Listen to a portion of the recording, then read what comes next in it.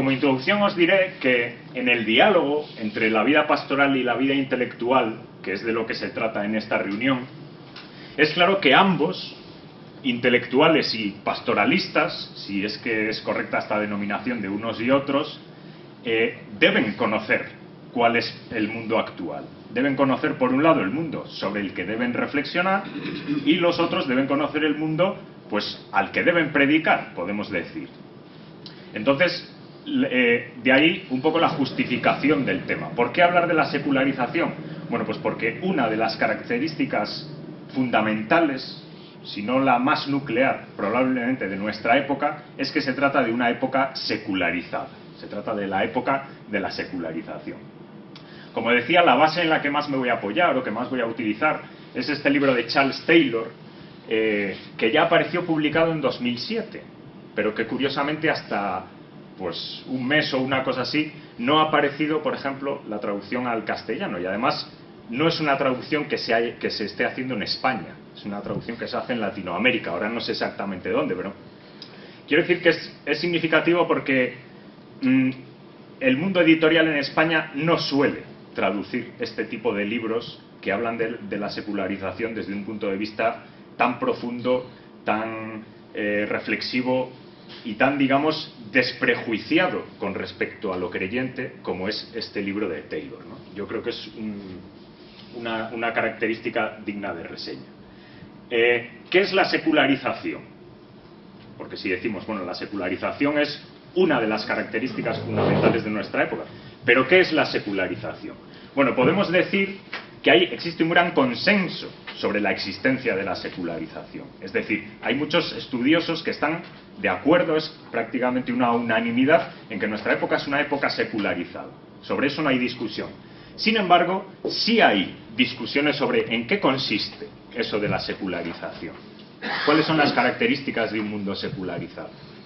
Eso sí es una cuestión que se discute más. Además, hemos de decir que preguntarse por la secularización es preguntarse por la modernidad y, por lo tanto, por lo que viene después de la modernidad, si es que después de la modernidad viene algo. Hay quienes piensan que estamos en una época netamente moderna todavía, digamos que estamos en la época en la que la modernidad ha llegado a su culmen. Otros piensan que la modernidad ya ha sido superada y, sin embargo, en un proceso que depende todavía fuertemente de la modernidad. Por eso se llamaría posmodernidad. Bueno, en cualquier caso, significa preguntarse por cuáles son las características de nuestra época. Porque en lo que todos los estudiosos también están de acuerdo es que nuestra época empieza a surgir con las características o con las notas que más la caracterizan precisamente con la modernidad. Haya no una posmodernidad.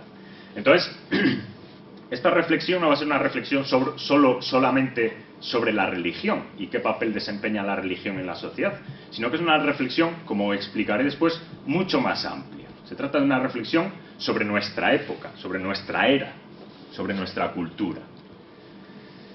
¿A qué llamo nuestra? Porque vivimos en un mundo muy plural, en un mundo globalizado pero muy plural. Pues básicamente a eso que llamamos Occidente, que vienen a ser las culturas, digamos, que rodean el Atlántico Norte. Se suele definir así de esta manera, ¿no? El propio Taylor lo hace. Cuanto más nos alejemos de este Atlántico Norte, de eso que llamamos el Occidente, las cosas que yo diga habrán de ser más matizadas, o habrán de ser matizadas, porque el mundo es muy diferente en otros lugares. No ocurre lo mismo en todas partes, ¿no? Además, he de decir que vamos a hacer descripciones tipo, prácticamente en sentido weberiano, es decir, tenemos que generalizar mucho y tenemos que, por así decir, aislar los elementos químicamente puros para que resalte bien en el trasfondo o en el contraste, ¿no? De manera que muchas de las características de las que vamos a hablar como separadas, pues a veces aparecen mezcladas dentro de la sociedad, dentro de los individuos, etc. Pero en nuestro trabajo de análisis las vamos a diferenciar, ¿no? Y las vamos un poco a purificar.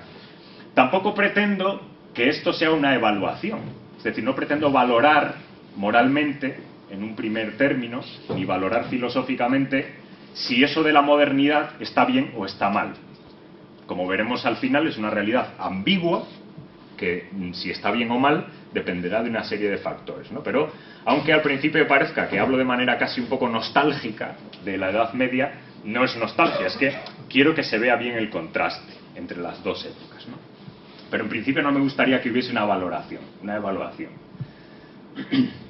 Podemos decir también que vamos a negar lo que se conoce como historia de la sustracción o teoría de la sustracción. Esa teoría es aquella que afirma que la secularización es el resultado de haberse desprendido de una serie de elementos que taraban al ser humano y que haberse desprendido de esos elementos hacen posible que el ser humano resplandezca en lo que, por así decir, ha sido desde siempre, pero ha permanecido oculto, ha permanecido tapado. La teoría de la sustracción se llama así porque afirma que si se sustraen esos elementos que ocultan la verdadera naturaleza humana, pues esa naturaleza humana sale a la luz. En cierto modo veremos cuáles son esos elementos. ¿Qué dice la modernidad que constituye la naturaleza humana y qué dice la modernidad que oculta el brillo propio de la naturaleza humana, ¿no? Pero ya os anuncio ahí algo. Lo que obstaculiza la naturaleza humana es el oscurantismo, que además se asocia con la religión, y lo que es propiamente la naturaleza humana es la razón. Bueno, ahí hay un error porque dice razón y ciencia frente a religión y oscurantismo, debería decir. Entonces, la naturaleza humana es una naturaleza racional, es una naturaleza capaz de conocer el mundo científicamente, de manera además exhaustiva, como veremos después, pero esa naturaleza se ve oscurecida, se ve limitada, se ve tapada, se ve impedida, se ve tarada por la religión, que además se asimila con el oscurantismo. Si os fijáis, es la imagen típica de la religión que tienen muchos de los ilustrados, al menos algunos de ellos, ¿no? Bueno, pues esa historia de la sustracción falla, porque no intenta explicar lo que dice que explica. Intentaré también explicar por qué. ¿Cuál es la alternativa? Nuestra alternativa será, siguiendo a Taylor, considerar que la secularización es un proceso muy largo, un proceso muy complicado, que ocurre durante siglo y medio aproximadamente, de transformación de eso que Taylor llama los imaginarios sociales y cósmicos. ¿Qué supone esa transformación? Luego explicaré qué son los imaginarios sociales, qué son los imaginarios cósmicos. Pero, ¿qué supone esa transformación? Una transformación del yo, una transformación de la persona. Y lo que es más importante, no solo es una transformación de cómo la persona se entiende a sí misma, sino que estas transformaciones del imaginario generan nuevas posibilidades en la persona. Posibilidades que no existían antes. Si os fijáis, es la alternativa a la sustracción, porque la sustracción decía, lo que ha estado desde siempre oscurecido, lo sacamos a la luz. Aquí es al revés. No existían posibilidades para el hombre de la Edad Media que sí existen para nosotros. ¿Por qué? Porque hay nuevas técnicas, la ciencia ha avanzado también, pero sobre todo, en el caso de la secularización, porque hay nuevos imaginarios sociales, nuevos imaginarios cósmicos. Y eso en una interpretación efectivamente gadameriana o hermenéutica significa que la persona es capaz de experimentar cosas que antes no era capaz de experimentar. Pero como contrapartida quizá la persona tiene más difícil experimentar algunas cosas que antes eran prácticamente inmediatas. Como va a ser el caso de la religión, entendida de una determinada manera. Bueno, iremos viendo poco a poco ese proceso, iremos caracterizando poco a poco ese proceso. El esquema de la exposición es el que os pongo aquí. Veremos primero los tipos de secularización. Cuando hablamos de secularización, ahí dice Taylor varias familias de conceptos. Veremos cuáles son esas familias. Veremos qué es el imaginario social moderno y el imaginario cósmico moderno, porque eso es lo que afirmamos que ha cambiado, el imaginario social y el imaginario cósmico. Después veremos otras características de la era secular, que son muy interesantes, también de cara, digamos, a nuestra predicación, de cara a la comprensión de cómo es la sociedad hoy día, de cómo es la juventud, como se suele decir a veces. Pondré un ejemplo musical, de música electrónica, para que se vea, digamos, no solo en la letra de la canción, sino en el vídeo musical, etcétera, para que se vean algunos de los rasgos que voy a poner de manifiesto sobre la secularización. Y después haré una pequeña conclusión, porque Taylor dice que todo eso que voy a explicar conduce a lo que él llama un esquema inmanente. Un esquema inmanente cerrado a la trascendencia o abierto a la trascendencia. Eso será lo que discutamos al final. Empezamos por los tipos de secularización.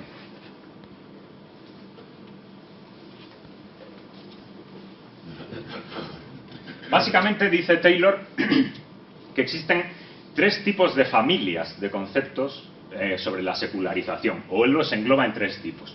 El primero de ellos sería la secularización concebida como la retirada del espacio público de lo religioso.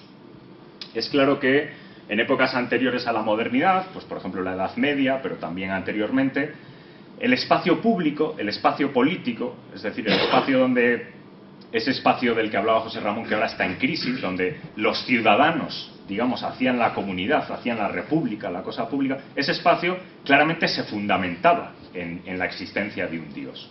Era un espacio que tenía su fundamento, tenía su asiento en la idea de un Dios trascendente, etc. Es decir, tenía un fundamento teológico, había una fundamentación teológica del Estado, no porque no existía, pero sí de la sociedad, de la república, ¿no? Entonces, el primer tipo de secularización sería ese, que es trabajado, pues ahí entran los conceptos laicismo, laicidad, todas estas discusiones, ¿no? Si los estados deben ser confesionales, aconfesionales y tal, eso sería un tipo de discusión en el que no vamos a entrar de lleno, pero sí vamos a entrar de refilón. Una segunda familia de conceptos sería el que habla de la disminución progresiva del número de creyentes y de la práctica religiosa. O dicho en otros términos, que la gente ya no va a misa. Vivíamos en una sociedad donde esto era prácticamente impensable, es decir, dejar de ser miembro de una religión institucional, de practicar los cultos de esa religión, de asistir, pues en el caso del occidente cristiano, ¿no? Pues de asistir a la Eucaristía y tal, era prácticamente impensable no hacer eso, ya veremos por qué, a una época en la que eso es más difícil de lo que parece y es una opción más. Entonces, claramente ha descendido el número de creyentes, el número de personas que dicen que pertenecen a una institución religiosa, y mucho menor todavía es el número de personas que afirman practicar una religión, es decir, tener una vida conforme a las prácticas de una determinada religión. Existe un tercer grupo de conceptos, que es el que nos interesa, que habla de la secularización, como os decía antes, como una transformación. Una transformación que nos conduce de una sociedad donde es impensable no ser creyente a una sociedad donde el ser creyente es una más de las opciones y no precisamente la más fácil de adoptar, no precisamente la más cómoda. Entonces, creer en Dios, dice Taylor, ya no es axiomático. En las sociedades antiguas, como os decía antes, era prácticamente inevitable. No es que fuese inevitable, es que era impensable. En el imaginario social de aquella gente no cabía la posibilidad de que una persona que formaba parte de la sociedad estuviese fuera del esquema religioso. Era impensable. Estar o formar parte de una sociedad significaba formar parte de una determinada religión. Entonces, lo que vamos a ver es en qué consiste esa transformación, qué la hace posible. Ya no es axiomático creer en Dios. Existen alternativas, pero no solo conceptualmente, sino al alcance de las personas. Que esto es una diferencia interesante. No es que haya teóricos que sean ateos, que los ha habido prácticamente siempre. Es que las personas pueden elegir en su vida cotidiana si quieren ser o formar parte de una religión o no. Taylor utiliza para explicar esto lo que él llama los lugares de plenitud. Que él dice, bueno, existen lugares, claramente metafóricos, ¿no? Es una idea metafórica, existen lugares donde nosotros encontramos nuestra plenitud. Dice él, casi nunca estamos en esos lugares. La gente se suele concebir en camino hacia esos lugares. Entonces tenemos una especie de sed de llegar a ese sitio, a esa especie de tierra prometida, a esa Jerusalén, ¿no? Entonces nos sentimos en camino hacia ella y en cierto modo nos sentimos como fuera de casa sin ella. Es decir, hay un sentido de pertenencia a ese lugar, pero también hay un sentido de exilio, es decir, un sentido de desposesión, de que no tenemos eso que ansiamos, ¿no? Dice él, cuál sea ese lugar, cómo se defina ese lugar, es lo que cambia. Antes ese lugar venía dado y definido claramente en términos religiosos, teístas, etcétera, y ahora no.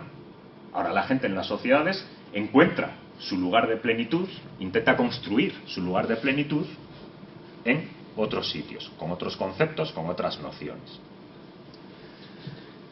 La perspectiva, insisto, no está tanto centrada en las creencias, al menos en las creencias vistas como algo teórico, como algo que uno tiene en mente, como algo que uno piensa. No es esa la perspectiva que vamos a adoptar, sino en las condiciones de esas creencias. Es decir, ¿qué es lo que hace posible que yo pueda tener unas creencias o que pueda tener otras creencias diferentes?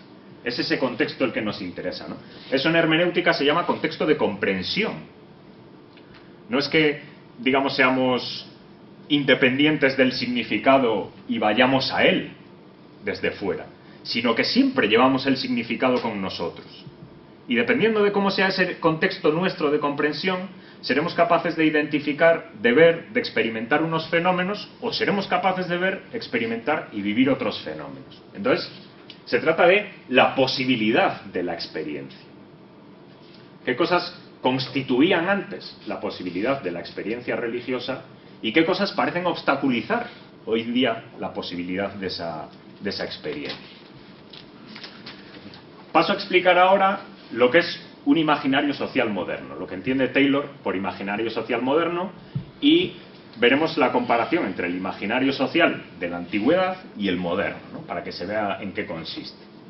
¿Qué es un imaginario social? Ya he estado apuntando algunas de sus características, pero podemos decir, en primer lugar, que se trata de un imaginario, no de una teoría. Existe una gran diferencia, ¿no? No se expresa en conceptos. Al menos los imaginarios no utilizan tanto conceptos, digamos, en términos académicos, a los que estamos acostumbrados, pues, qué sé yo, en las reflexiones, en las universidades, etcétera, sino que se expresa en cuentos, en leyendas, en imágenes, en relatos, en películas, por supuesto. Si no se ven películas no se puede entender el mundo contemporáneo. Entonces, el imaginario colectivo de una sociedad se expresa en todos esos elementos. Se expresa en todos esos elementos. La teoría suele ser para élites.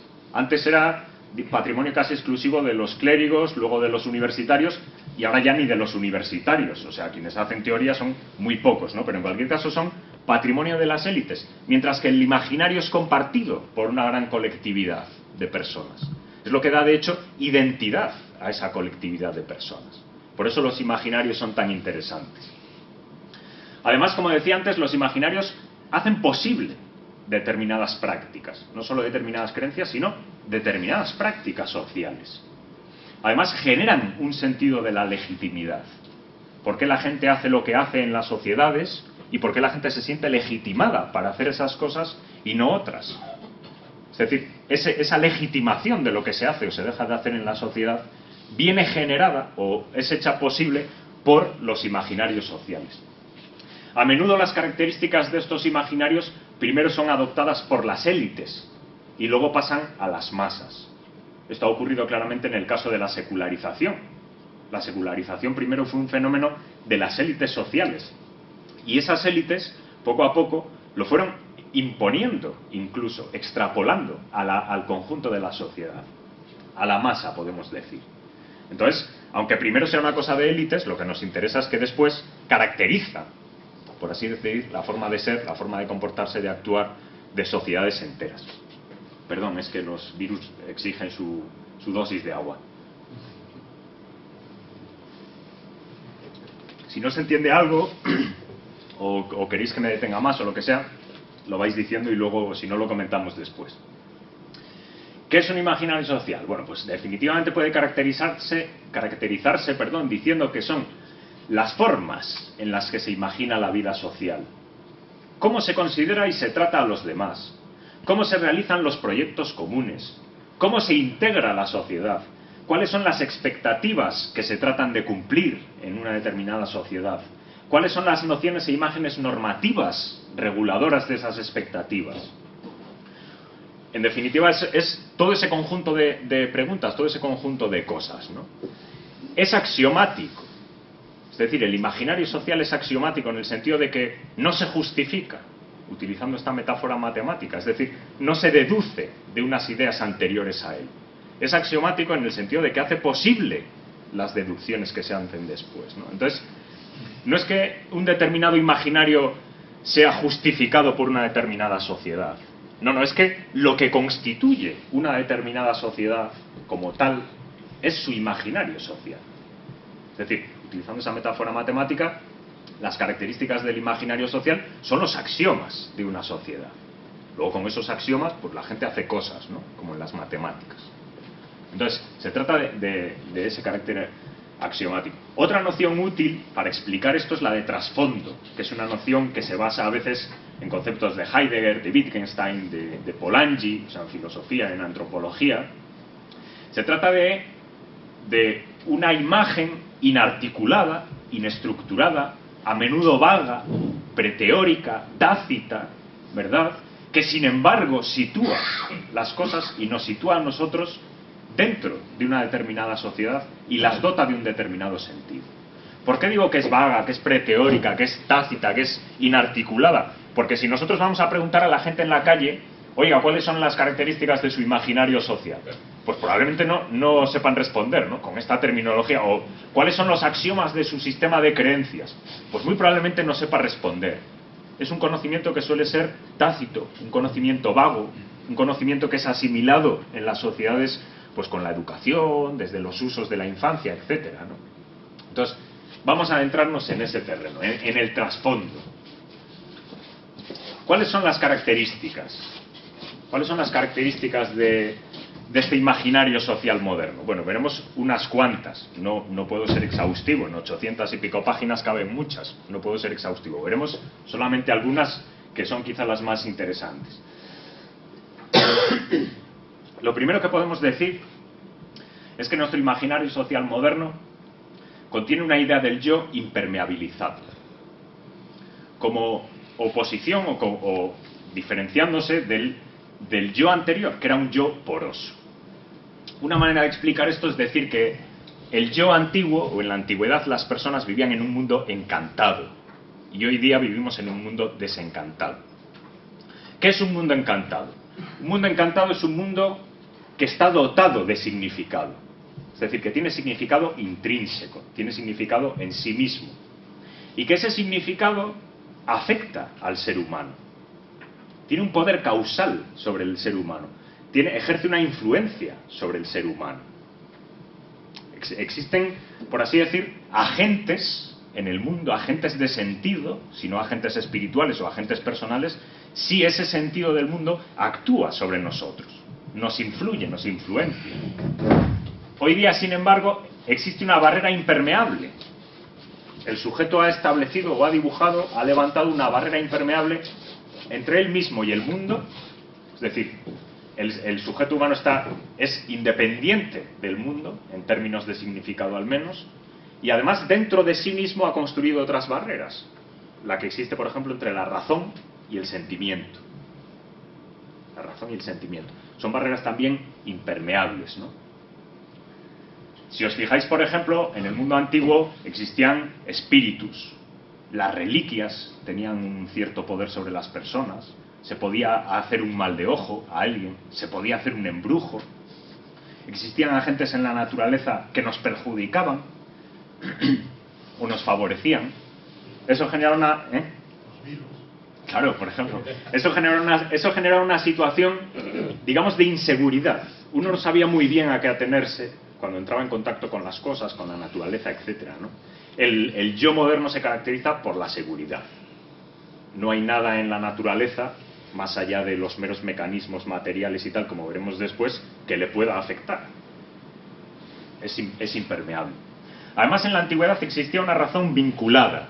Es decir, una razón, el ser humano tenía una razón que estaba en conexión necesariamente con estos significados que hemos visto en el mundo, con el orden objetivo de cosas en el mundo.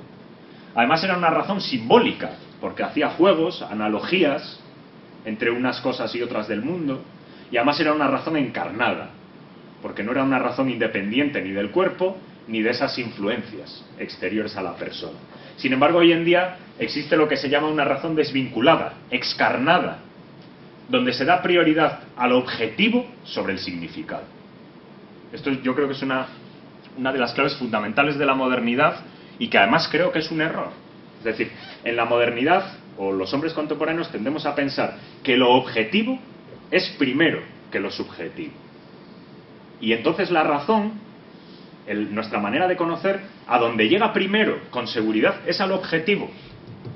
y de hecho lo subjetivo es despreciable.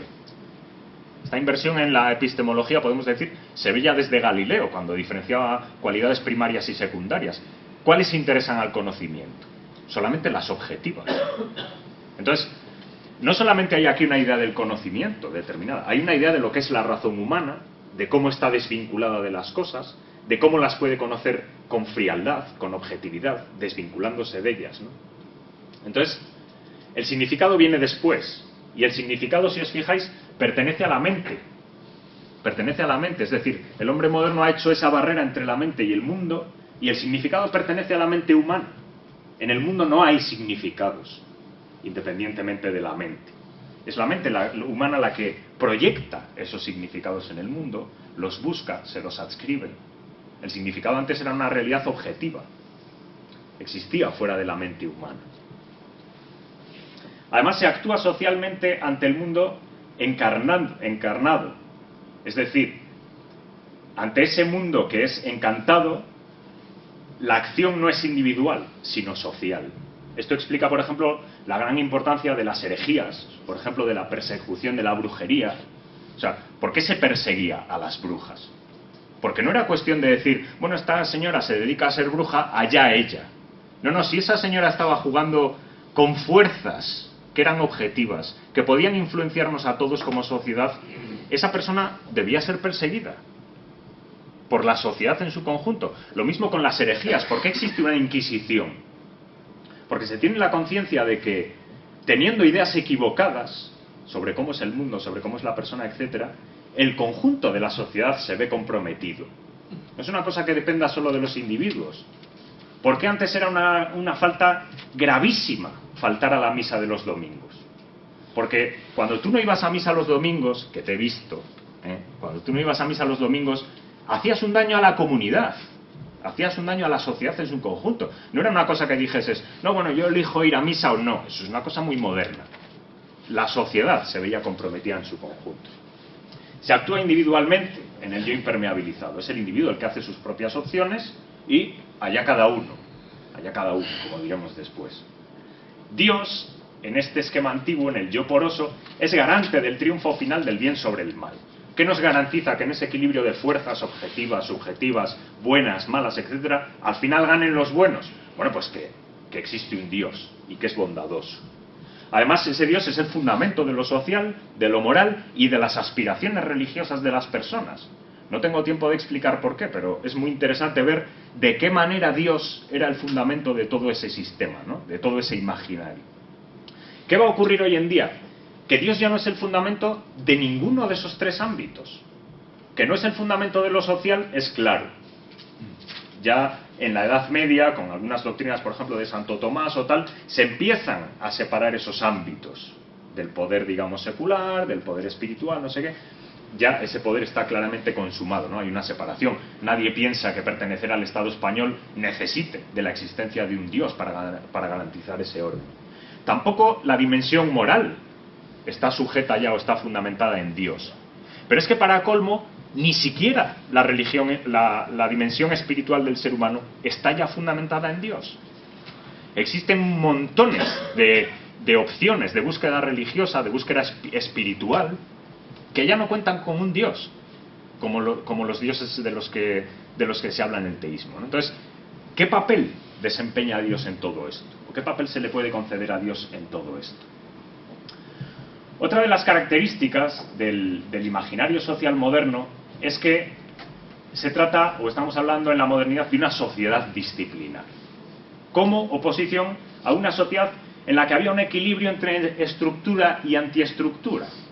Es decir, las sociedades antiguas eran sociedades claramente estructuradas, jerárquicas, etcétera, pero en las que había momentos para el desorden, para lo dionisíaco, para subvertir los papeles establecidos. Se ha estudiado mucho, por ejemplo, el carnaval. Como en el carnaval, pues eso, el vasallo se convertía en el señor, el laico se convertía en el obispo, etcétera. El carnaval hace una especie de inversión de los papeles que canaliza todas esas energías, digamos, dionisíacas, ¿no? En mi pueblo, uno de los ritos de paso, que existen en todas las culturas, en mi pueblo uno de los ritos de paso era el de los quintos. El día de los quintos se permitía hacer cualquier salvajada. que no se permitía hacer el resto del año. Todavía sigue ocurriendo hoy. Cada día más la gente es reticente a eso, porque ni siquiera se considera ya que ese día sea excepcional. No, ¿por qué? Ese día tiene que seguir sujeto a las normas de todos los días. Pero todavía siguen saliendo allá los quintos, cortan un árbol, que van a robar al bosque de no sé quién, lo ponen en el ayuntamiento, queman un contenedor, le roban un gocho a no sé quién para matarlo en mitad de la plaza, saltan a la huerta de fulanito a robarle las peras. O sea, ese día todo está permitido. Ese día se transgreden todas las normas establecidas, ¿no? Además, las vocaciones especiales, las llamadas especiales a la santidad, como por ejemplo la vida monástica, como por ejemplo el celibato, tenían su lugar dentro de la sociedad y en cierto modo eran antisociales, porque en cierto modo consistían en un conflicto con lo que era, por así decir, normal en la sociedad. Entonces, cabía eso en la antigüedad, es decir, cabían roles, papeles diferentes dentro de una misma sociedad, ¿no? Había momentos, en definitiva, para lo dionisíaco. Con la sociedad disciplinar hay una fuerte reforma civilizadora, que empieza, bueno, pongo ahí la reforma, empieza mucho antes de la reforma protestante. Ya con la reforma gregoriana, ¿de qué se trata? De que no solo el clero, sino los laicos lleven una vida más cristiana de lo que llevan. Entonces, empieza ya desde ahí un intento de reforma social que se extiende durante siglos, al menos un par de siglos, o 2 siglos y medio, que luego pasa, por ejemplo, a la contrarreforma, también del catolicismo. En los estados modernos, la Revolución Francesa, empieza a generarse un ideal de civilidad, que al principio es de las élites, al principio quienes se comportan finamente y se echan polvos de talco en las mejillas, pues claramente unas élites, pero después esto empieza a extenderse. Es la época en la que empiezan, por ejemplo, la Revolución Francesa, etcétera, incluso un poco antes, en los siglos ya XIV, existe algunos, siglo XV, los manuales de civilidad, donde se decía, por ejemplo, que es de muy mala educación coger los excrementos cuando se ven por la calle y dárselos a oler al compañero. Si se decía que eso es de mala educación es porque se hacía. Claro, se pretenden corregir todas estas cosas, ¿no? Entonces, hay un proceso civilizador de las sociedades occidentales que se extiende durante cientos de años, que culmina en la idea moderna de una ética racional. Una ética racional, es decir, un agente libre que se mueve solamente por su razón y que somete a su razón todas las demás dimensiones de su persona. Es además una ética disciplinada. Piénsese, por ejemplo, qué sé yo, en el calvinismo. Piénsese, por ejemplo, en el catolicismo de la Reforma. O sea, hay unas normas muy estrictas que intentan regular la vida de las personas. Se empieza a hacer énfasis sobre las cosas que están bien, las cosas que están mal, sobre lo que está permitido, sobre lo que no. En definitiva, se genera esa sociedad disciplinar que llaman algunos sociólogos, ¿no? Además, en la antigüedad se relativizaban las estructuras en algunos momentos. En esos momentos, por ejemplo, de carnaval, los ritos de paso, las estructuras se flexibilizan, por lo menos durante determinados periodos de tiempo. En la modernidad no, las estructuras se absolutizan. La Iglesia Católica cada vez es más rígida, por ejemplo, frente al protestantismo. Los estados modernos empiezan a ser estructuras muy rígidas, muy bien cimentadas sobre sí mismas. Surge el Estado en ese momento. En definitiva, surge la amenaza totalitaria, que era una cosa que no se había conocido anteriormente. La amenaza totalitaria, es decir, donde la estructura arrastra o avasalla al individuo, eso es una cosa típicamente moderna, ¿no?, que aparece con esa sociedad disciplinaria. Otros ingredientes, he señalado, él cuenta muchos o habla de muchos en el libro, yo he señalado el deísmo, porque el deísmo es una corriente dentro de la Ilustración que parece afín a lo religioso, pero que sin embargo acarrea consecuencias nefastas para lo religioso, para lo auténticamente religioso. Algunas de ellas son estas. Una, hace posible un desplazamiento antropocéntrico de los fines de la vida humana. Es decir, los fines de la vida humana que se situaban en lo trascendente, en una divinización de la persona, etc., se convierten con el deísmo en fines inmanentes. Sería muy difícil y muy largo de explicar, pero ustedes me creen. Si no, luego en las preguntas a lo mejor lo puedo explicar, ¿no? En 4 sentidos se da un giro antropocéntrico de esos fines de la vida. Primero, con el eclipse de la idea de un propósito adicional a la mera realización. La época moderna es la época que empieza a decir, no, lo que hay que hacer aquí es que las personas se realicen. Que las personas se realicen, o sea, en la antigüedad esto era absurdo, o sea, uno no tiene que realizarse, uno tiene que servir al fin superior, que viene marcado en la sociedad, que viene marcado por la religión, y si es necesario inmolarse en nombre de ese fin superior, pues uno se inmola tranquilamente, o se va de cruzadas o lo que sea. Eso de la realización personal es una cosa muy moderna. Y además esa realización personal es inmanente, como diré después, pero conduce también el deísmo al eclipse de la gracia. El orden de Dios plasmado en la naturaleza es cognoscible por la razón y realizable por el trabajo. Es decir, cada vez más la salvación del ser humano, en la medida en que empieza a verse como la realización personal, se dice, bueno, pues la realización personal se consigue aquí. ¿Cómo? Mira, pues conocemos la naturaleza, que además está empezando a surgir la ciencia y todo esto, trabajamos duro y generamos una sociedad donde podemos realizarnos. Entonces, la gracia se desdibuja. Pensad en todas las discusiones sobre la gracia en el siglo XVI. ¿Por qué vienen? Porque está surgiendo un nuevo contexto en el que no es nada fácil saber cuál es el papel que la gracia debe desempeñar. No es nada fácil. Porque el ideal de realización humana se ha cargado la necesidad de esa gracia, ¿verdad? Además, el objetivo ya no es la divinización, fijaos, la divinización. El objetivo de la vida humana es hacerse semejantes a Dios. Claro que sí. El deísmo dice, no, el objetivo no es que venga algo, una supranaturaleza humana que la transforme y la eleve, como afirmamos, por ejemplo, los cristianos, ¿no? ¿En qué consiste la resurrección? En la divinización de la persona, en que el hombre se asemeje a Dios. Su naturaleza es cambiada, un cielo nuevo y una tierra nueva, y todo será transformado. El deísmo dice, no. Ya está todo dado aquí. Todo lo que podemos conseguir ya lo tenemos, pero en potencia. Se puede desarrollar, pero se puede desarrollar intramundanamente. Se puede desarrollar en esta era, en este siglo, en este séculum. De ahí viene lo de era secular, ¿no? Entonces, ese es el tercer sentido en el que hay un giro antropocéntrico. Un cuarto sentido, desaparece el sentido del misterio. Desaparece el sentido del misterio.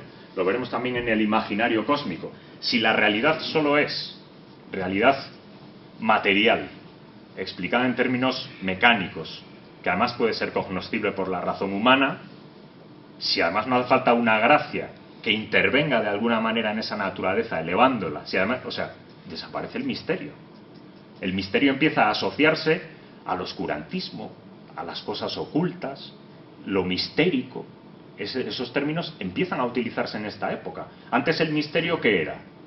Pues bueno, el misterio es una realidad personal, que es por ejemplo la de Dios, con la que uno entra en contacto. No sé, el concepto de misterio en la antigüedad era distinto. No hay más que leer lo que Santo Tomás dice que es misterio y lo que Descartes dice que es misterio, o Newton, que es uno de los principales agentes de la destrucción del sentido del misterio en la vida. Es decir, el misterio ya no es algo que esté en la vida de las personas, porque no lo necesitan ni para su realización personal, ni para su crecimiento, ni para explicar el mundo, ni nada de eso. Una segunda característica del deísmo es que, como estamos viendo, nos da una nueva interpretación de Dios, que además puede ser un Dios impersonal. Si no hace falta que sea un Dios misterioso, que en eso consiste el misterio, en la relación con otra persona, bueno, pues puede ser un Dios impersonal. Puede ser una especie ahí de inteligencia muy abstracta, ¿no? Pero además también cambia la relación con el mundo. Como he dicho, desaparece el misterio de la vida cotidiana. La acción de Dios se relega a la creación y al establecimiento de leyes naturales. De ahí, por ejemplo, las fuertes disputas sobre los milagros, que son típicas de la era moderna. ¿Cómo entender un milagro?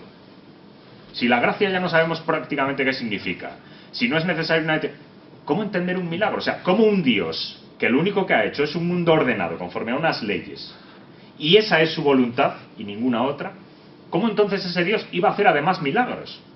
Claro, empieza a ser una idea absurda, la de los milagros. Y de ahí que algunos critiquen fuertemente los milagros y otros los sigan defendiendo. Pero ciertamente en el contexto nuevo que empieza a surgir, en ese imaginario nuevo, los milagros no se sabe muy bien qué son, ni para qué sirven, ¿no? Además, como tercera característica, claramente esto da pie al surgimiento del humanismo exclusivo. O sea, ¿qué diferencia hay entre esto o dar un pasito más y decir, bueno, pues es que Dios no existe? Hay un mundo que está caracterizado por unas leyes que no sé qué, si Dios es impersonal y tal, Pues sencillamente decimos que Dios no existe y ya está.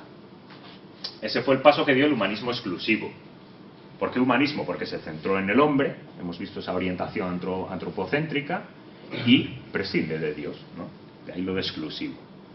Solo hay un paso, ¿no? Entonces, el deísmo fue muy importante en toda esa época, porque al principio, como decía antes, era una cosa de las élites, pero luego se fue extendiendo a la sociedad. Más características.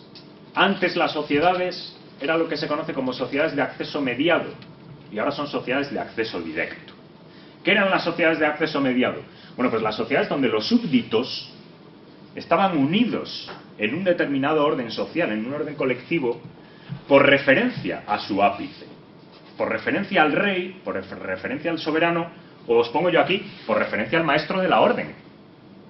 Si os fijáis, la fórmula de profesión de los mendicantes sigue siendo una fórmula de profesión que tiene este trasfondo. Nosotros, ¿a quién hacemos profesión? A Dios, a la bienaventurada Virgen María, al bienaventurado Domingo, después a San Agustín, bueno, según las leyes de San Agustín y tal, al maestro de la orden en las manos de un provincial.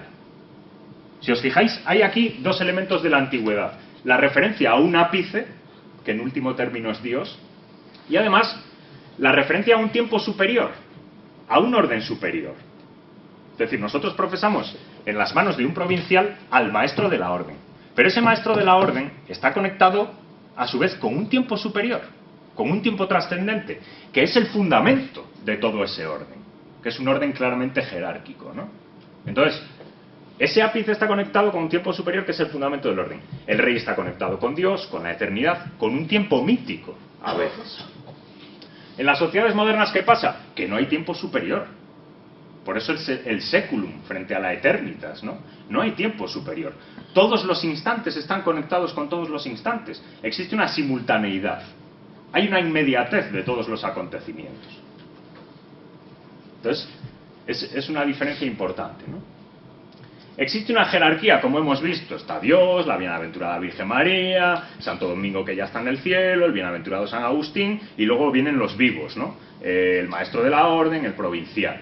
Y luego o sea, hay una jerarquía que además es objetiva. Es objetiva, o sea, esa jerarquía no viene dada por decisión personal ni nada por el estilo, no, es una jerarquía objetiva, es decir, existe independientemente de la función, como diré después. Y esa jerarquía es la mediación de acceso. Nosotros, cuando hacemos profesión, lo que nos hacemos es un lugar en esa jerarquía. Lo que nos está definiendo la profesión es qué lugar entramos a ocupar en esa jerarquía. Es decir, la jerarquía es la mediación de acceso a esa sociedad, ¿no? Mientras que en las sociedades contemporáneas el acceso es directo. No hay más jerarquía que la funcional. Y en ese sentido no es ontológica, no es una jerarquía objetiva. Fijaos, por ejemplo, en la discusión entre la noción, ahora que lo tengo fresco, la noción católica del ministerio y la noción protestante del ministerio. ¿Qué es el protestantismo? La modernización del cristianismo. Entonces el ministerio, no en todas las iglesias protestantes, ¿vale? Pero en muchas iglesias protestantes, por ejemplo, ¿el ministerio qué es? Un encargo de la comunidad. Eso es moderno. Eso es una idea moderna. ¿Qué es el ministerio católico? El ministerio católico es una elección de Dios a una persona que la transforma ontológicamente. Eso es una idea muy antigua. Eso es una idea muy antigua, ¿no? Es la idea de una sociedad de acceso mediado. La Iglesia sigue siendo una sociedad de acceso mediado, donde las personas ocupan un lugar en la jerarquía, ¿no? Las relaciones son personales en la antigüedad. Siempre existe una relación que define el lugar en el que uno está. Pues uno reina, o es el vasallo, obedece, como en el caso de la orden de los predicadores. ¿Nosotros qué hacemos? Profesión de obediencia. ¿Y la relación qué es? La relación de obediencia es establecer unas determinadas relaciones personales con las personas con las que vivimos. No existe ese tipo de relación en las sociedades de acceso directo. Como ya hay que es impersonal, no porque la gente se libre de su personalidad, sino porque no hay una relación previa que defina la pertenencia. O sea, yo formo parte de una sociedad porque he nacido allí, pero no porque tenga una relación de obediencia con respecto a un provincial, ni porque... No. Yo formo parte de una sociedad porque nací allí. Es una cosa además jurídica que podría cambiar en cualquier momento. Entonces, fijaos en la diferencia, ¿no?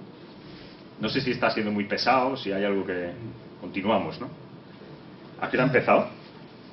Empecé a las 6. Hace 6:30. A las 6:30, vale. Bueno, vamos a acelerar un poco. Además, el orden... Bueno, dentro del imaginario social moderno hay una cosa que Taylor llama el orden moral moderno, que define de alguna manera no solamente el orden, digamos, propiamente de la moralidad, entendía en términos teológicos o filosóficos, sino que el orden moral incluye también lo político. Para él lo político y lo moral están estrechamente unidos, ¿no? Entonces él dice que ese orden moral moderno emana de los individuos, no es anterior a ellos. Si os fijáis en las ideas, en la idea moderna del Estado, hay un momento en el que el Estado surge por el consentimiento de las personas que lo forman. El consentimiento de las personas que forman ese Estado. Esa es la teoría de Grocio, por ejemplo, ¿no? como veremos después. Además se establece para el beneficio mutuo intramundano. Los estados modernos y la moral moderna en general no tienen en cuenta, como decía antes, un orden superior con el que hay que adecuarse o al que hay que servir. No, es nuestra satisfacción intramundana. Pues para esas necesidades, ¿qué le pedimos a un Estado? Que nos haga carreteras, que nos ponga escuelas, que no sé qué, pero no le pedimos que nos conduzca al fin superior de nuestras vidas. La comunidad humana no se forma hoy día para eso, ¿no? Además, no hay plenitud más allá de la terrena, hay que satisfacer esta, como ya he dicho en varias ocasiones. La sociedad es instrumento de lo prepolítico. Esto es muy interesante. La sociedad es un mero instrumento de algo que es anterior a la sociedad. ¿Qué es anterior a la sociedad? La persona, que además es libre, es un agente libre, racional y que tiene derechos.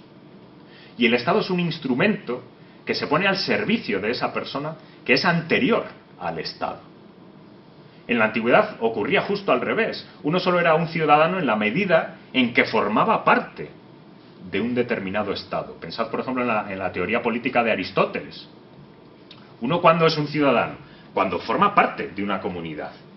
No antes. O sea, para Aristóteles hubiese sido impensable un consentimiento previo a la sociedad. No, lo primero que existe es la sociedad. El hombre sin la sociedad es un salvaje. Entonces, hay aquí una inversión de los términos. Por eso nace lo que se conoce como individualismo. El humano es agente moral antes que la sociedad. Y por eso os pongo aquí son las teorías de Aristóteles frente a las de Grocio y Locke, ¿no? Además, en la legitimación participan todos. La legitimación, que ya no tiene jerarquías ni nada por eso, es ascendente. Todos los que consienten en la sociedad generan una legitimación.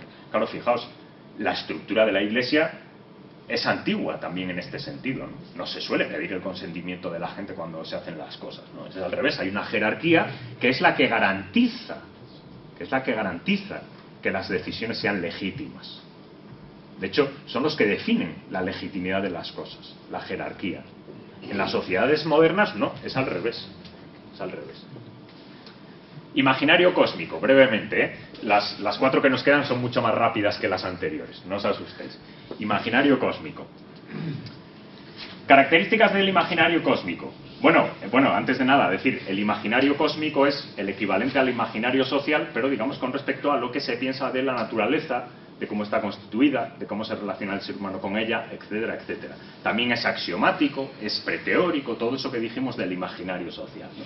Bueno, de un mundo inhabitado, encantado a uno inhabitado, el yo impermeable, eso ya lo explica con suficiente claridad, creo. De un mundo limitado y estático, esto es interesante, a uno infinito, o al menos inconmensurable, y en evolución. Es decir, pasamos de lo que es limitado, tanto en el tiempo como en el espacio. Pensad en la imagen antigua del mundo. El mundo es limitado, es bastante pequeño además, se puede calcular su edad, no sé qué, todo eso, ¿no? Hay unas esferas, pero ahí se acaba la cosa, tanto en el judaísmo como después en la filosofía griega, etcétera. O sea, es un mundo limitado y además es estático. Hay una serie de cambios que son circunstanciales, pero las cosas son lo que han sido siempre, básicamente, ¿no? Pasamos a un mundo infinito. Por ejemplo, en la primera modernidad o al final de la Edad Media, hoy día el mundo ya no se puede decir que sea infinito. Los físicos dicen que es muy grande, mucho más de lo que habíamos sospechado, pero no es infinito, ni hacia arriba ni hacia abajo. La cosmología nos dice que el universo tiene un determinado tamaño, aunque sea muy grande, insisto, por eso pongo después inconmensurable, es decir, existe un mundo inconmensurable por encima de nuestro tamaño. En lo macrométrico existe un mundo inconmensurable, pero no infinito. Y lo mismo por lo bajo. En las cosas pequeñas existe un mundo inconmensurable, pero tampoco infinito.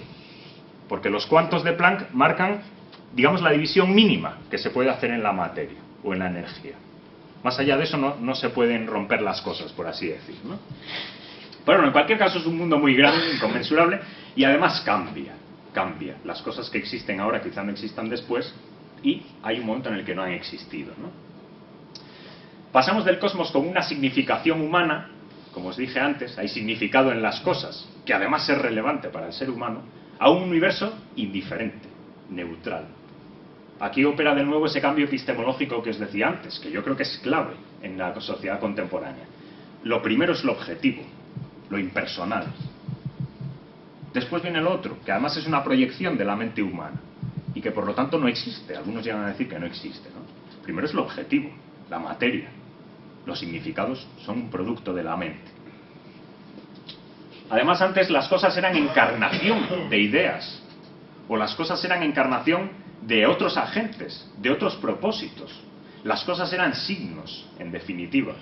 Mientras que ahora no hay razones tras las cosas, ni un plan anterior al que las cosas se moldean. Las cosas existen por una, como decía Monod, por una especie de mezcla entre el azar y la necesidad, pero nada que tenga que ver con un significado. Existe una nueva concepción del tiempo, que también es muy interesante, sería muy largo.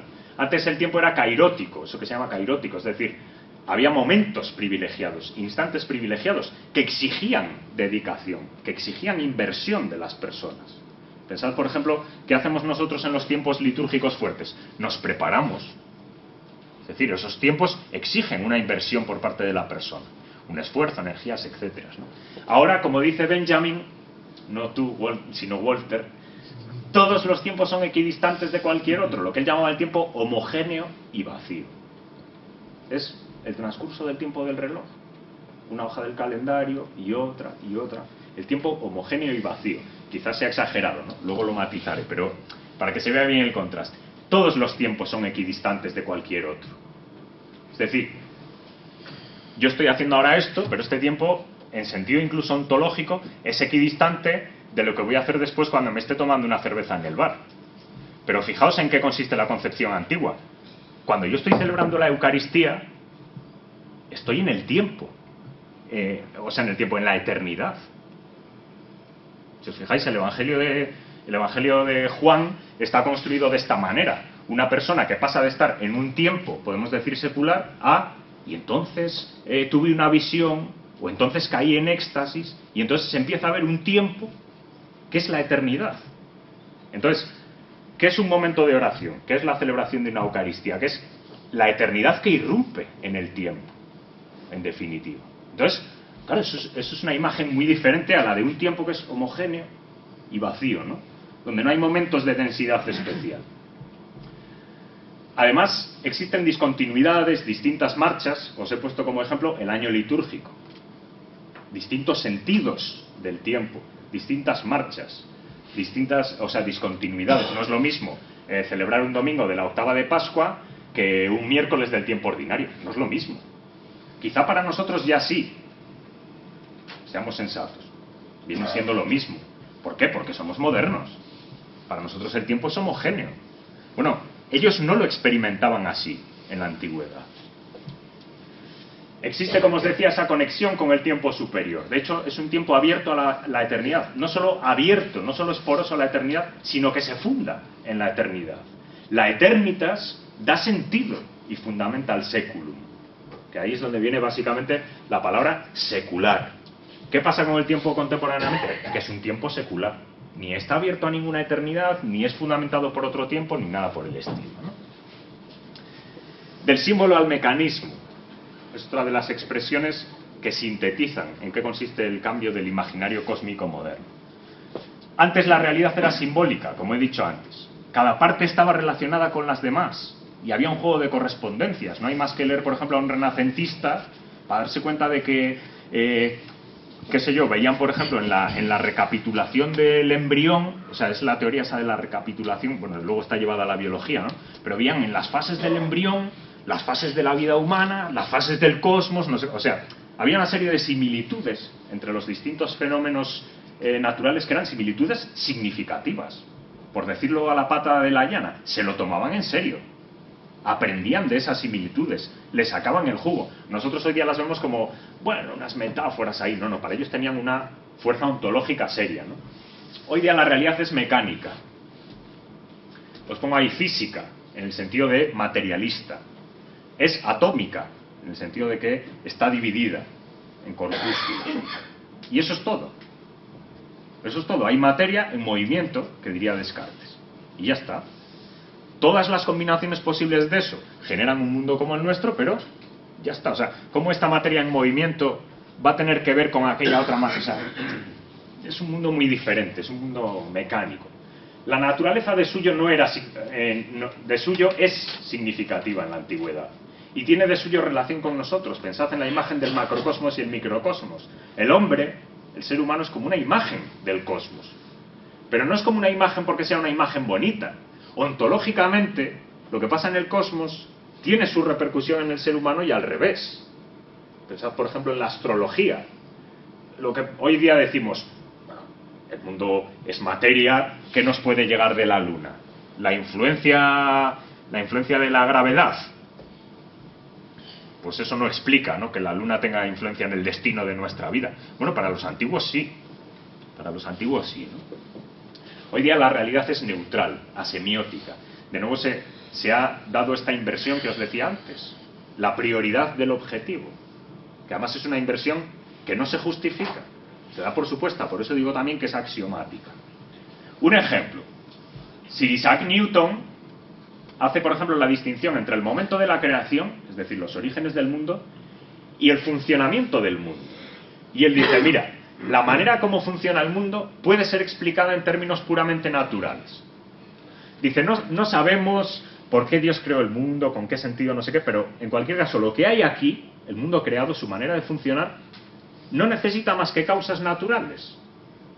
¿Qué significa esto? De nuevo, ya no hay lugar para el misterio dentro del mundo. Ojo, no el misterio entendido en términos de lo que no conocemos, porque Newton sabía que había cosas que no conocía, pero que se llegarían a conocer. Él mismo, por ejemplo, no quiso aventurar una hipótesis de la gravedad. Bueno, ¿por qué esto de la gravedad es así? Hipótesis non fingo, ¿no? Él no quiso aventurar. Entonces, algún día se conocerán los mecanismos de la gravedad, ¿vale? Pero eso no es el misterio, eso es lo incógnito. Y un día se resolverá esa incógnita. El misterio entendido como una relación dentro del mundo, con un ente que está fuera de él, una relación del tiempo secular con la eternidad, con no sé, eso desaparece. Eso ya no hace falta. Quizá Dios sea eterno y el propio Newton tenía ideas sobre cómo era la Trinidad, o mejor, sobre cómo no era, y todas esas cosas, pero eso son cosas de los orígenes, de las cosas que están fuera del mundo. Dentro del mundo ya no hay cosas que no se puedan explicar materialmente, mecánicamente. Estoy simplificando mucho, pero es para que nos hagamos una idea, ¿vale? Otras características de la era secular, muy rápido. Es lo que se llama, lo que se engloba, esto que voy a contar, como individualismo expresivo, que no es necesariamente negativo, puede tener vertientes muy negativas, pero no necesariamente, ¿vale? Expresiones como ser uno mismo, hacer las cosas a tu manera, encontrarse a uno mismo. Esto que era típico de los artistas, de los bohemios, de, qué sé yo, de gente, digamos, más bien a los márgenes de la sociedad, hoy día es moneda común. No, tú tienes que hacer las cosas a tu manera, tú tienes que ser tú mismo.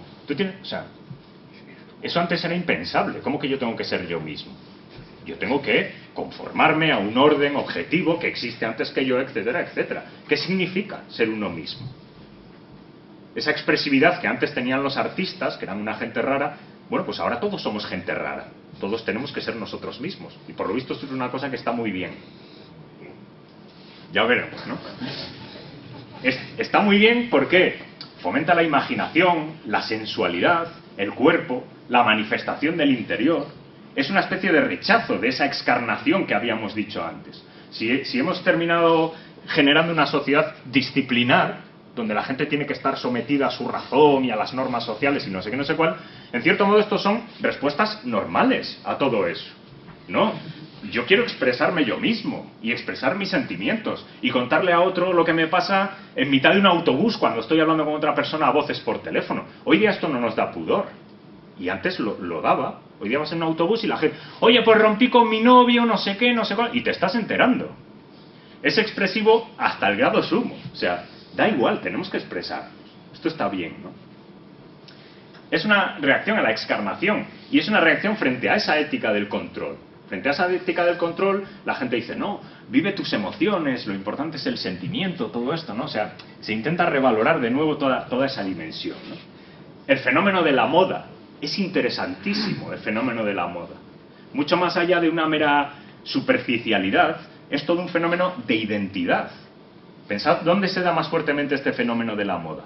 Donde viven más personas juntas, en las grandes ciudades. Que existen tribus urbanas, que se visten de una determinada manera, que hacen unas determinadas cosas, que se identifican con esa manera de vestir. Es interesantísimo. Es esa expresión. En Nueva York, donde yo prácticamente no puedo interactuar con nadie, me visto de una determinada manera, porque es mi forma de interactuar con esas personas. Frente a una sociedad rígida y disciplinar, es la forma que la gente está encontrando de buscar otras formas de expresarse a sí mismo, de vivir en relación con los demás. No me digáis que no es apasionante. Es una manera de interactuar públicamente. Nuevos espacios de interacción pública que antes no existían. Los grandes centros comerciales, la JMJ, el botellón, los conciertos o el funeral de Lady Di. Son fenómenos también interesantísimos, donde la gente va y se manifiesta. El ama de casa que jamás conoció a Lady Di y va a su funeral y llora. Pero no solo llora delante de personas que no conoce, llora delante de las cámaras. Esto antes era impensable, esto es fantástico. Esto es fantástico, es una sociedad fascinante. Pensad en el botellón. En el botellón. ¿Qué hacen? Decíamos antes, el tiempo secular no tiene rituales y tal. En el botellón hay un ritual enorme. La gente antes de ir al botellón se prepara en sus casas, se afeitan, se ponen su uniforme, esta indumentaria de las modas que decíamos antes, se van, quedan con los amigos, se van juntos a comprar el alcohol. O sea, hay todo un ritualismo que pretende hacer de ese tiempo un tiempo distinto, un tiempo diferente, donde los jóvenes se encuentran con otros jóvenes, donde se desinhiben, donde hablan con ellos. No me digáis que no es fantástico. Bueno, es un poco para empatar, ¿no? Pero ya entendéis lo que quiero decir. Individualismo expresivo, seguimos. La liberación sexual. Es inconcebible la sociedad contemporánea sin la liberación sexual. Es un fenómeno complejísimo, pero también fascinante, que lleva a una relativización de la castidad, de la monogamia, al reconocimiento de la homosexualidad como opción legítima, al cambio en los papeles de género. Es decir, los papeles de género tradicionales cambian y además entre ellos se confunden. Hay una especie de, a veces, de masculinización de lo femenino y de feminización de lo masculino. O sea, se podría hablar mucho de esto, ¿no? Pero es otra de las características de nuestra época. La espiritualidad, como os decía antes, ya no es vivida mediante la comunidad. A veces decimos, no, es que la gente joven, desalmada y desgastada, ya no quieren venir a misa y ya no quieren vivir en comunidad su fe y tal. No, es que espontáneamente no experimentan la necesidad de una comunidad para pertenecer a algo espiritual, para desarrollar su dimensión espiritual. Entonces, se trata de una búsqueda personal. Si después de una búsqueda personal uno llega a una comunidad, le caen bien, se encuentra a gusto, se encuentra a sí mismo, se realiza entre ellos, entonces se queda. Pero no hay una necesidad previa de decir, ¿cómo voy a hacer una búsqueda espiritual sin comunidad? Claro, esto en la antigüedad era impensable. Hoy día no. Lo que cuesta encontrar es la razón por la que es necesaria una comunidad. Eso es lo que cuesta encontrar. Además, se ve un nexo entre la cultura cristiana y esa ética de la disciplina. Existe un nexo muy fuerte. Si no es histórico, si no es real, que en cierto modo lo es, porque la sociedad disciplinar es un producto del cristianismo, fundamentalmente. O es un desarrollo de una sociedad que es cristiana, mejor dicho. Pero, en cualquier caso, la gente hoy día ve ese nexo. Cristianismo, sociedad del autocontrol, de la racionalidad, de no sé qué. Instintivamente, no digamos, racionalmente, ni una vez que han estudiado, no sé cuánto, instintivamente, lo van a rechazar. Lo van a rechazar instintivamente. Entonces, a lo mejor hay que presentarse a la gente de otra manera. No lo sé. Bueno, luego plantearé una serie de preguntas, ¿vale? Carácter histórico. Esto es interesantísimo también. La gente tiene la conciencia de estar aquí, en este imaginario social y cósmico, por haber superado formas anteriores. Dios sigue siendo punto de referencia, aunque sea para negarlo. ¿Quién no conoce a esos ateos que están continuamente hablando de Dios? ¿Por qué una de las características fundamentales de nuestra era es que es una era secular? Para hablar de una era secular tenemos que hablar de Dios, de la eternidad, de no sé qué. O sea, no podemos explicar nuestra época sin hablar de Dios, sin hablar de la eternidad, aunque sea para negarlos. Entonces, los ateos que sueñan con una era en la que no se hable de Dios ni cuente para nada, bueno, esa era no ha llegado y existen muy buenas razones para pensar que no va a llegar. Pero en cualquier caso esa era no ha llegado. La secularidad, o sea, el hecho de que la secularidad sea lo nuclear de nuestra sociedad indica que al menos como referente, al menos como aquello que es lo que hemos superado y que es la tentación en la que no debemos caer, eso sigue ahí. Eso sigue ahí. Es notorio y palmario en este ejemplo que os voy a poner. Es Prayer in C, corrígeme si la pronunciación está mal. Es una canción, oración en do, de un grupo que se llama Lilywood and the Prick. La canción original es del 2010, pero es así muy lenta, muy no sé qué. Pero en el 2014 Robin Schulz hizo un remix que es lo que le ha dado fama mundial. Estamos hablando de personas que no tienen más de 30 años, ninguno. Ni los dos componentes del grupo, ni el remasterizador este, que además tiene ya una productora con otros dos colegas, y es uno de los mejores DJs que hay ahora mismo en el mundo. Son gente que no tiene más de 30 años en cualquier caso. El vídeo está dirigido por Maxim Rosenbauer y está rodado en Berlín. Lo que vamos a ver es una especie, en el vídeo, es una especie de canto a la juventud, de celebración de la fiesta, de la amistad. Si os fijáis, están vestidos a ese estilo que se llama ahora Carpe Diem, que utiliza esas calaveras floreadas que a veces se utilizan en los rituales de los muertos en México, por ejemplo, ¿no? Y así. Es la moda. Fijaos en cómo van vestido cada uno de ellos. La moda. Fijaos en la fiesta, en la burla ante la muerte, que en cierto modo es una reincorporación del tema de la muerte. La muerte que se había dejado fuera, sin embargo, es una especie de recuperación. Podéis ver en el vídeo algunas de las características que yo he dicho. La referencia a Dios. Fijaos en la letra es una oración. Es una oración a Dios. No se le llama a Dios, ni se le llama a Yahvé, pero se dice ya.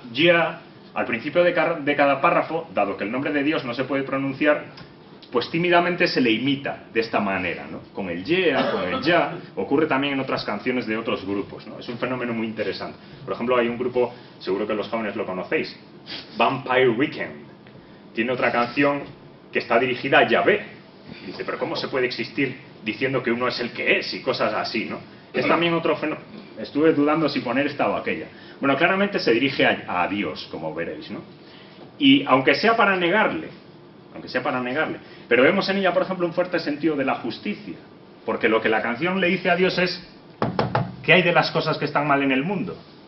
Mira, los niños mueren de hambre, sus casas han sido destruidas. ¿Cómo piensas que pueda creerte? ¿Vale? La corporalidad, fijaos en la corporalidad. Chicas besándose entre sí, otras enseñando el culo. O sea, genial, ¿no? Fantástico. Están bebiendo, están de fiesta, son amigos, se quieren. Número 1 en listas de 27 países, que van desde Alemania, México, España, Italia, Finlandia. O sea, todo esto se pueden recorrer todos esos países de lo que he llamado el Atlántico Norte, ¿no? Del Occidente. Durante varias semanas, varios premios por ser número 1 en ventas.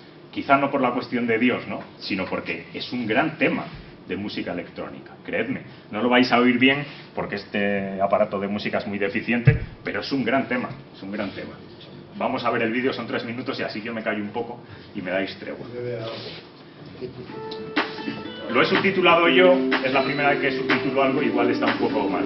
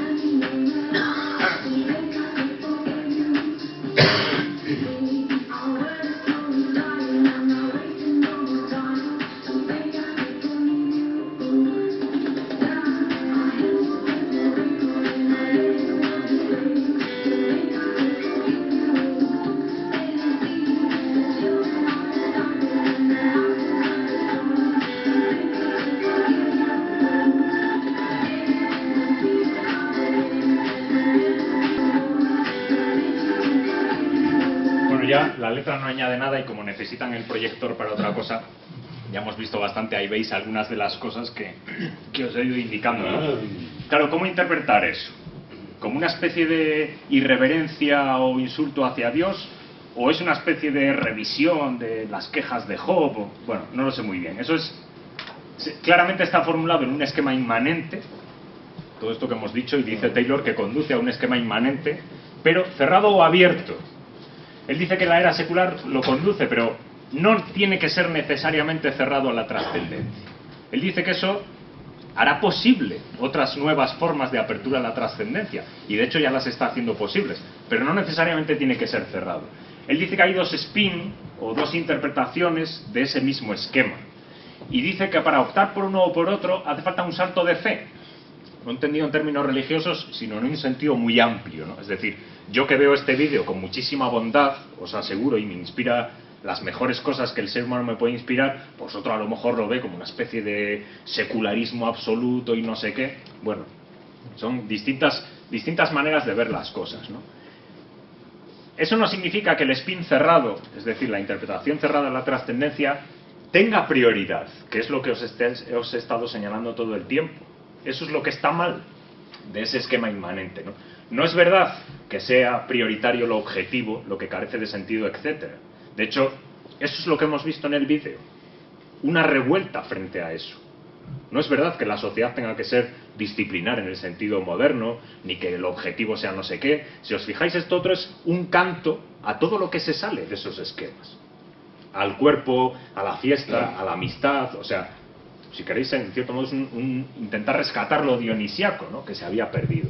Entonces, no es verdad que sea tan obvio, ¿sabes? También se entiende que lo objetivo, lo material, no sé qué, es lo obvio. Y lo espiritual es lo que hay que buscar con muchísima profundidad y no sé qué. No es verdad.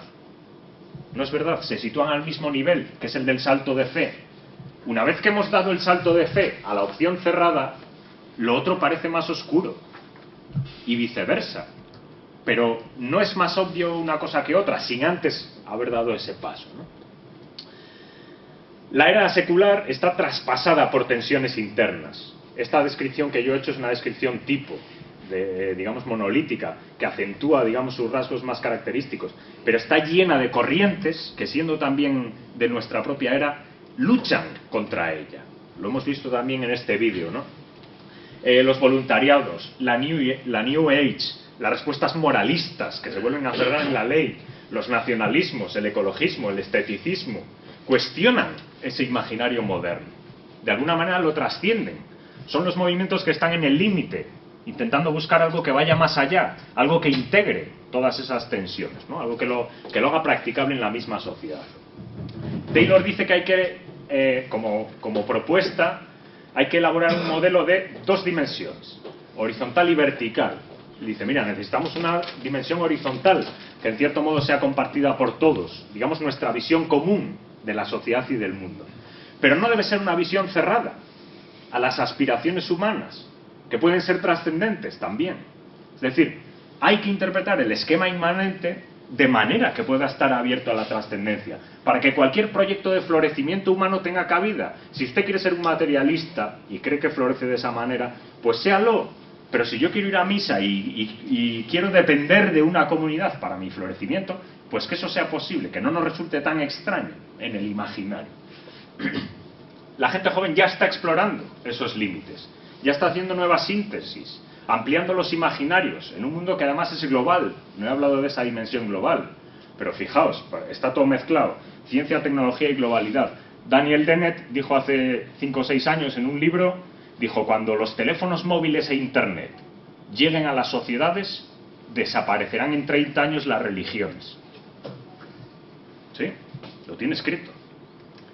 Si os fijáis, en el Estado Islámico ha habido cientos de personas europeas que han ido a alistarse a las filas del Estado Islámico. Es curioso que un gran número de ellos entran en contacto con el Estado Islámico a través de Internet.